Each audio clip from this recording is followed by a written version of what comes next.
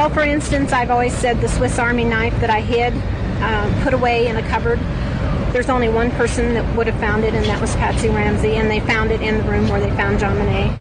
In Linda Hoffman Pugh's unfinished book, Death of an Innocent, a title clearly meant to undermine the Ramsey's book, The Death of Innocence, as well as perhaps their innocence, we get a raw, unfiltered, emotionally real sense of how someone closest to the Ramseys really felt about them. I got nightmares in my head, I fear.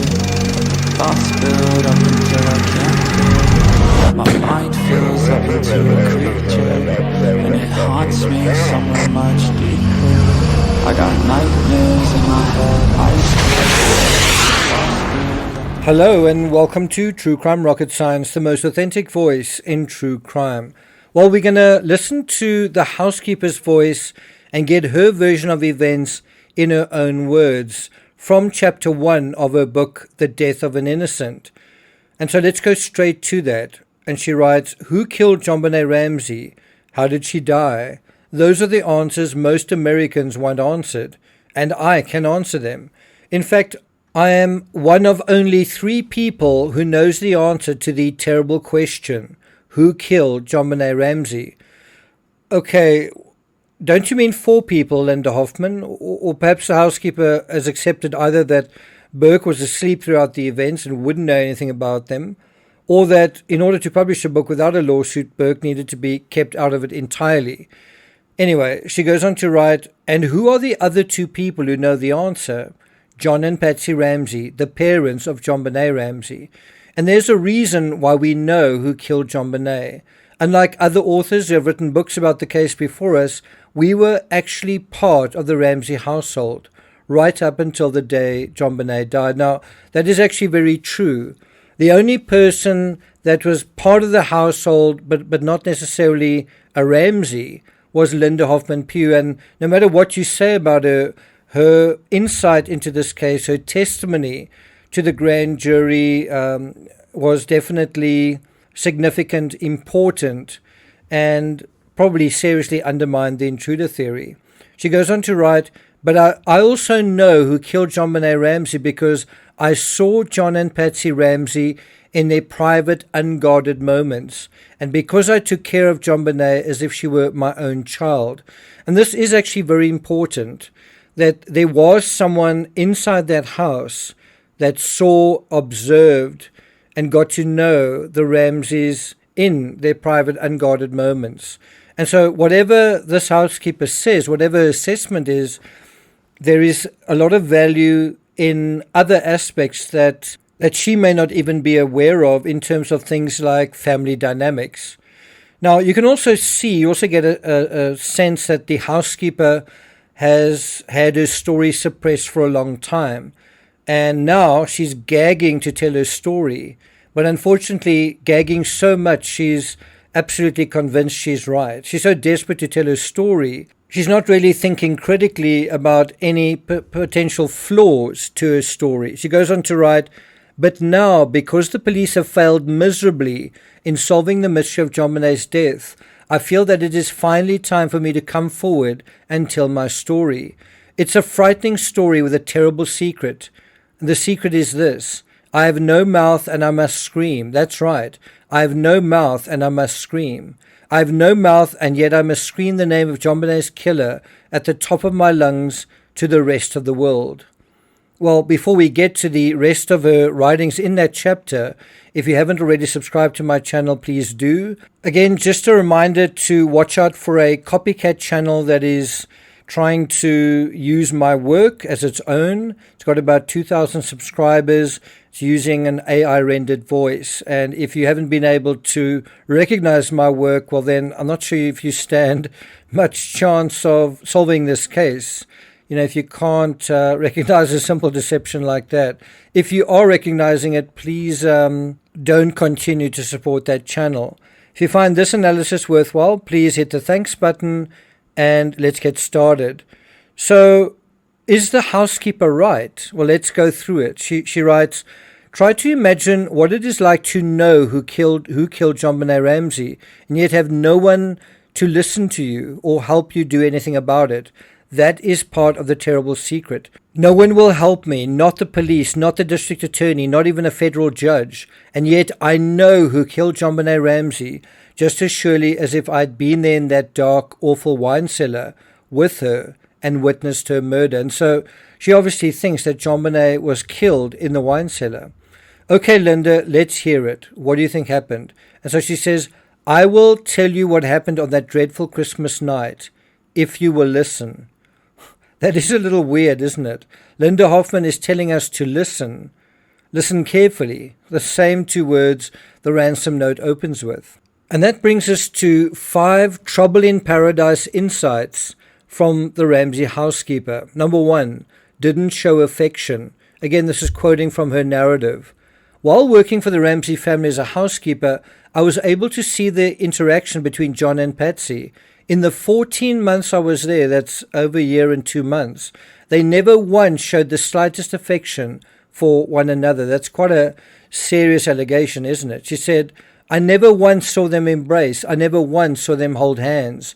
I never once saw them kiss or hug or use words or terms of endearment or speak to one another with any warmth or tenderness. Not once. Not ever. Now, I think we have to be careful that that this isn't hyperbole or worse, a vendetta. If it's true, though, one wonders how the children experience their parents, because another housekeeper, Linda Wilcox, said something similar, though she put it differently. This is what she said. JonBenet was the only happy person in that house. And then she also added to that, she said, the thing that struck me weird about the house, it seemed really odd to me that she, meaning JonBenet, was like the only person who had any kind of joy. And so it seems like she's even excluding Burke in that equation. Number 2, was the Ramsey marriage in trouble in 1996 according to the housekeeper and certainly according to her account? She writes the following.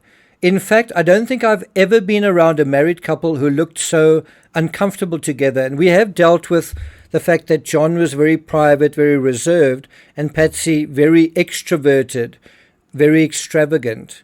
She goes on to say, or a couple who are as cold to one another as these two.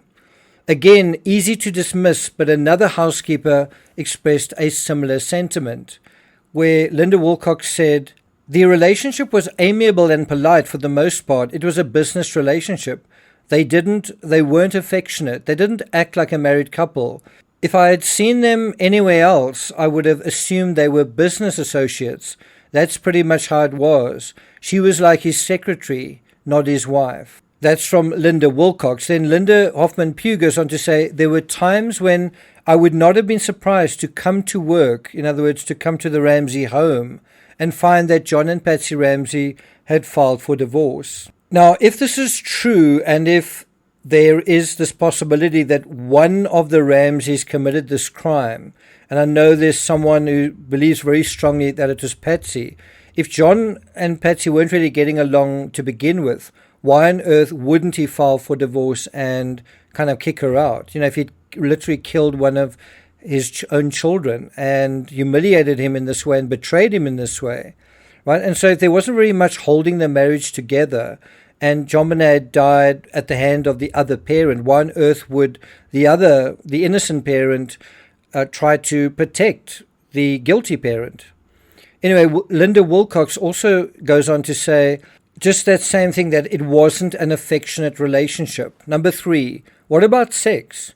Now, going back to Linda Hoffman-Pugh, she writes, on one occasion, while I was working around the Ramsey house, a conversation Patsy Ramsey had with me only confirmed my suspicions that there was trouble in paradise in the Ramsey marriage. That's a word or a phrase that she volunteers, trouble in paradise. And I do think it is very apt. The housekeeper also said that Patsy confided to her that Patsy didn't have sexual relations with John. That's not exactly how she put it. If you want the original, you can go to the transcript on Reddit, which gets quite graphic, too graphic really, and explicit for me to quote here verbatim. But in this area too, the other housekeeper seemed to feel the same way. Peter Boyles asked her, can you tell me something about what you believe the Ramseys did or didn't do in terms of sex. And Linda says, to my knowledge and from other people that worked there, I don't believe so, meaning I don't think that they were having sex on a regular basis. She says, certainly not on weekends because I was there on Mondays. Like I said, it wasn't an affectionate relationship. And then she goes on to describe how you can really get to know the finest details of certain people when you clean their houses. And she's basically just making the case that she did get to know the Ramseys quite intimately. Number 4, Patsy appeared desperate. Now, these are the words of Linda Hoffman-Pugh. One can only wonder how much Patsy's cancer in 1993 and 1994 was a turn-off for John and perhaps even Patsy herself. You know, she had chemotherapy for 9 months. That's an ordeal in itself. She had 2 operations, and then there was the remission after that. And the question then is whether that aspect of their relationship recovered from the whole cancer ordeal. In any event, Linda Hoffman-Pugh writes, after beating around the bush, Patsy finally asked me for help. Did I have any suggestions?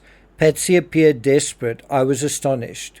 Now, I'm not going to go into too much detail there, but it is in the area, a certain area of the sexual narrative, at least according to the housekeeper. And then this, number 5, John yelled at Patsy, according to the housekeeper. She writes the following. But Patsy's unhappiness did not end there. Sometime after Patsy's confession, I came upon her sobbing in the kitchen. When I asked her what was wrong, she explained that she had just spent the night crying her eyes out because John had yelled at her the day before about her being a lousy homemaker and cook. Clearly there was more to John's anger than an uncooked meal or an unmade bed. And then Linda Wilcox also kind of touches on this to some extent, saying, in her opinion, the parents were lazy. Now, I'm not sure if it's fair to say that John or Patsy were lazy. I think they worked very hard. I'm not sure that they worked that hard when they came home, and perhaps they were entitled to not work that hard when they came home. I mean, that's why they paid a housekeeper. They paid her to work hard when they came home. But I think there are certain family commitments that one has to honor as a mother and a father, you know, when you've got small children. And remember, this was John's second family. John, I think, was likely exhausted by work commitments.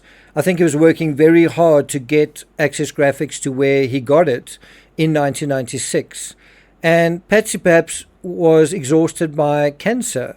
And not just that, all of her other commitments following the remission, you know, including turning JONBENET into a pageant project. And that was a very busy period as well. And so when John and Patsy kind of arrived home, how much was left after they'd really spent themselves on their various commitments? Again, if the housekeepers sensed a lack of affection among JONBENET's parents, and who knows, perhaps it's not true or accurate, but if it is, was there anyone else who experienced this lack of affection or even attention? I'm not going to take it further than that. Thank you for listening, and I'll see you guys next time.